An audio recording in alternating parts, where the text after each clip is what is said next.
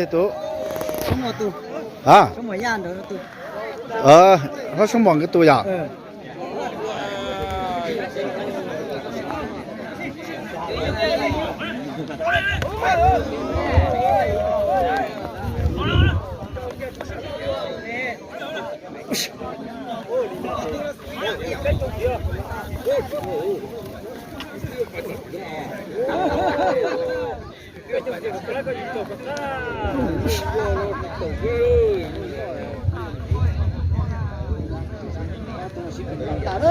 老师罗少。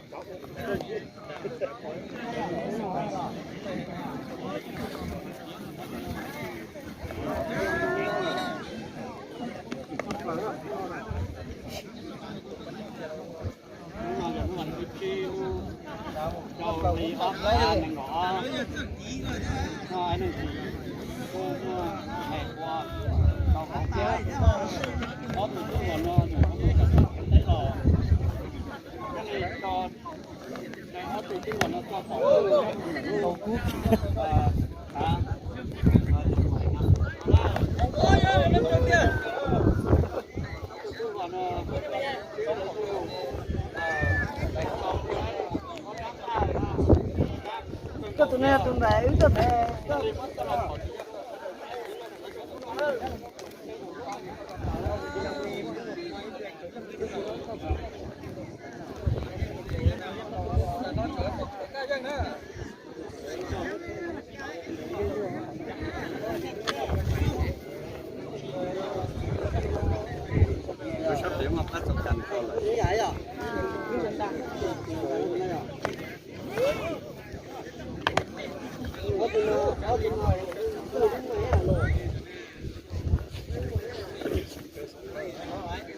cái tí lúc bát cái tí lúc hồng hiền là nào tiêu tu lót à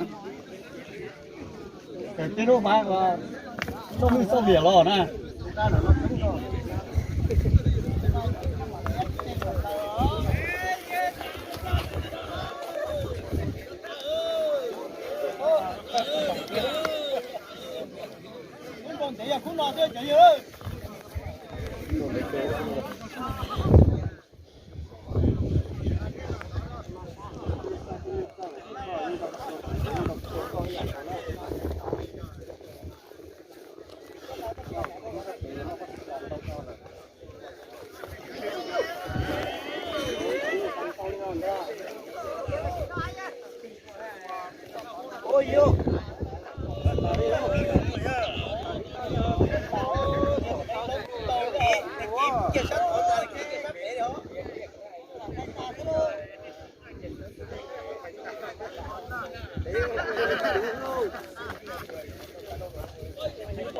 Sao mày cuốn lú lên.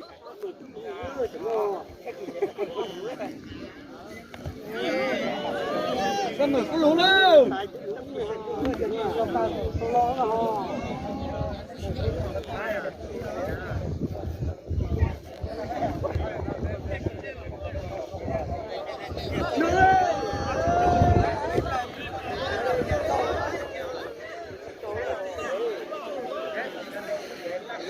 Sao lại vậy đó?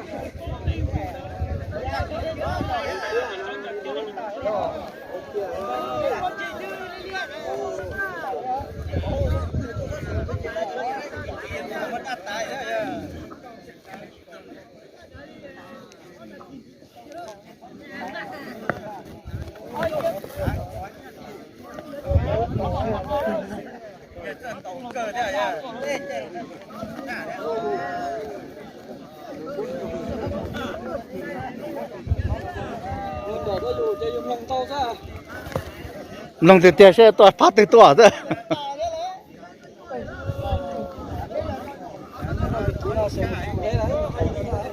À. Đâu tới đấy là nó cũng thế này.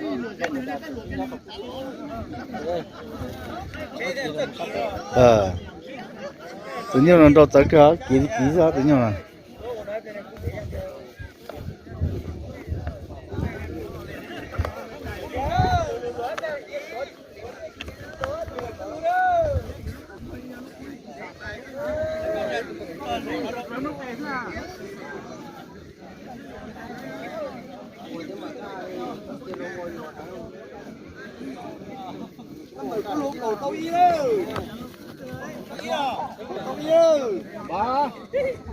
Sao mở là sao mở cuốn lú ơi. Sao mở chả có lú cổ tông ơi. Có phá máy phá ơi. Lán nói sẵn thế đó. Lán nói chảy nữa, cổ lán nói lán ơi.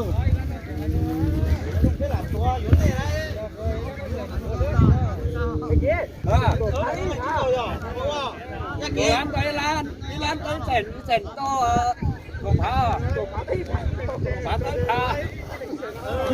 Không là xe. Giờ có cạo ấy lấy sẵn kiểu qua. Sao mở cuốn lú kìa. Sao mở mà chỉ còn lô.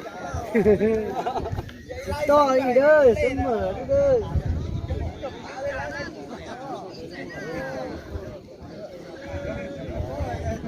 Nè. Ô, tụi đàn đã tọt lòng. Đã cập bạn.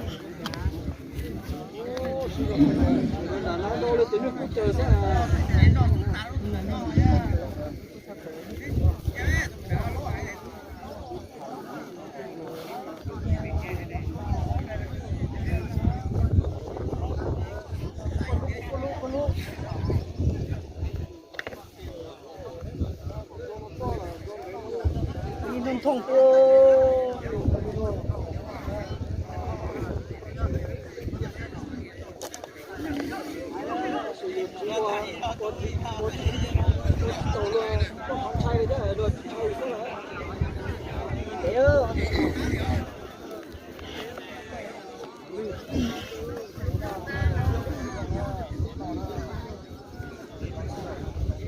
Giờ tổ tiên cú lú sống chèn bài đó. Sao mày cú lú ơi. Sao mày cú lú cầu tôi ơi. Còn khó tao ít hơn. Sao mày còn khó tao ít hơn. Đồ cú lú ơi.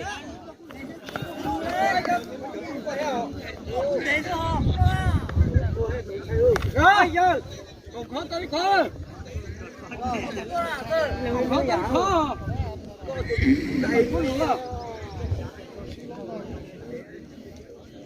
Bây giờ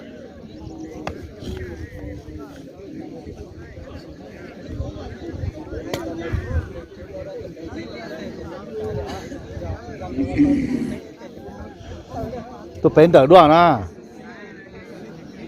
bén đỡ đoạn đi chỉ tao à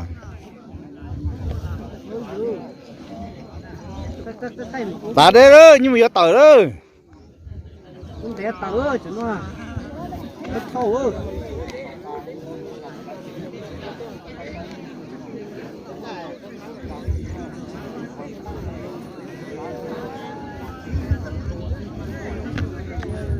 mà đó sớm mời cú lú đó có tới khó đó có ăn như là đó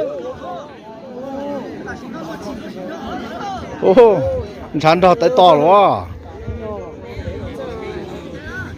nó để nó cho đủ ra để nó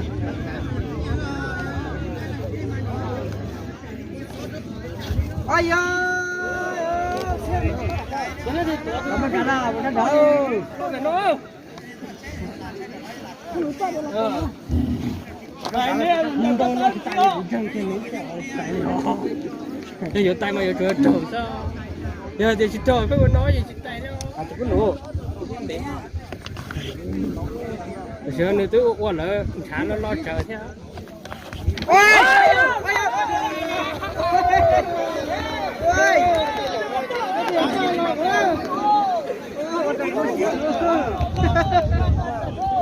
bây giờ nó tôi giờ lo nó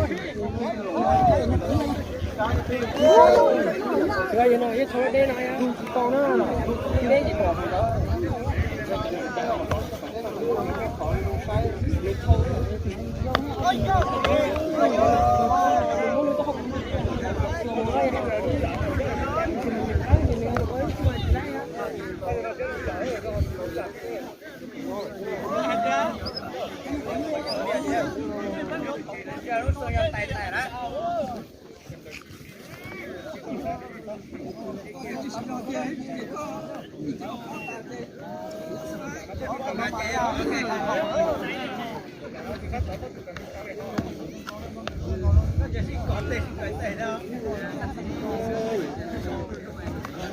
ủa kia là tuổi đây tay nó trong chết hết nó để đây à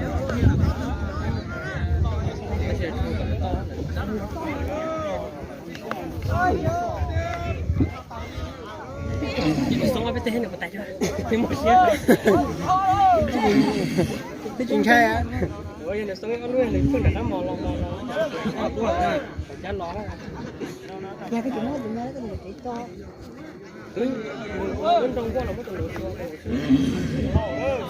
người chùa theo một cái giờ sao người chùa mà em chẳng thấy bạn thôi sống trong một cái đâu có chuyện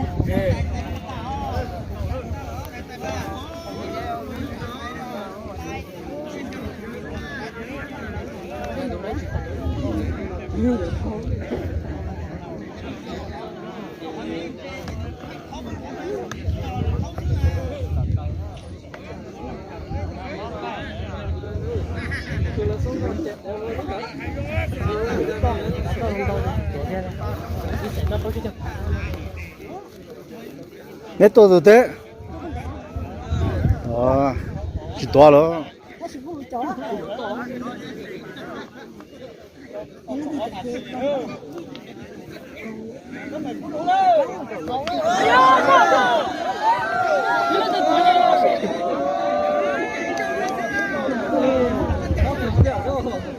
gây ra bé à chỉ cho phèo rồi giống như một cái trong đó chỉ phèo rồi cũng đúng là tay một lên à cứ lúa tờ cho nó